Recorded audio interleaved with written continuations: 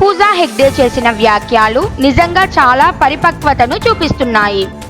ఈ రోజుల్లో social media ఫాలోవర్స్ను చూసి స్టార్డమ్ని అంచనా వేయడం కామన్ ట్రెండ్ అయిపోయింది. కానీ పూజా వాస్తవిక ఫాలోయింగ్ గురించి మాట్లాడిన విధానం చాలా స్పష్టతను కలిగి ఉంది.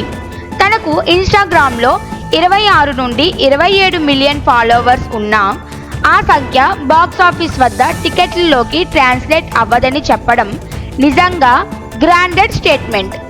ఇది సైబర్ వాస్తవికతలో జీవిస్తున్న సెలబ్రిటీలు కూడా కొంత సీరియస్గా ఆలోచించాల్సిన విషయం.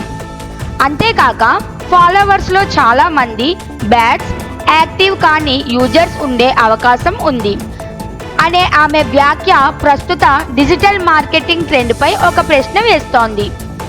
ఈ మాటలు వినడానికి సాధారణంగానే ఉన్న ఒక స్టార్ హీరోయిన్ నోట నుంచి వస్తే అది చాలా స్పెషల్. ఇకపోతే పూజా కెరియర్ విషయానికి వస్తే ఒకప్పుడు మహర్షి, అరవింద సమేత, అలా వైకుంఠపురంలో లాంటి హిట్లతో టాప్లో నిలిచింది. కానీ ఆ తరువాత వరుసగా పెద్ద అవకాశాలు మిస్ అవ్వడం, కొన్ని సినిమాలు బాగా క్లిక్ కాకపోవడంతో ఆమె గ్రాఫ్ కొంత తగ్గిపోయింది. తెలుగులో ప్రస్తుతం ఎలాంటి ప్రాజెక్ట్ చేయడం లేదన్న ఆమె మిస్ అవుతున్న అభిమానులు మాత్రం చాలామందే ఉన్నారు. ఇప్పుడిప్పుడే మళ్ళీ పూజా రేట్రో అనే తమిళ తెలుగు బైలింగ్వల్ మూవీలో కనిపించేస్తోంది.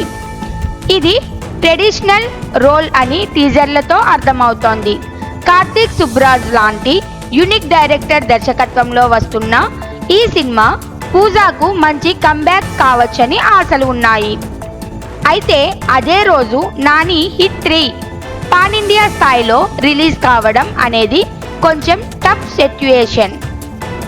నానికి సాలిడ్ ఫ్యామిలీ ఆడియన్స్ బేస్ ఉండటం వల్ల పోటీ కాస్త ఎక్కువగానే అనిపిస్తోంది.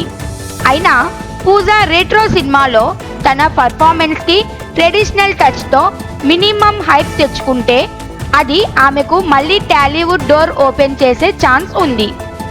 పూజా ప్రస్తుతం మాట్లాడిన విధానం చూస్తే స్టార్డమ్లోకి మళ్ళీ ఎంటర్ అవ్వాలంటే సోషల్ హైప్ కాకుండా స్టోరీ సెలెక్షన్, పర్ఫార్మెన్స్ బేస్ చేయాలన్న దృష్టితో ముందుకు వెళ్తున్నట్లు తెలుస్తోంది.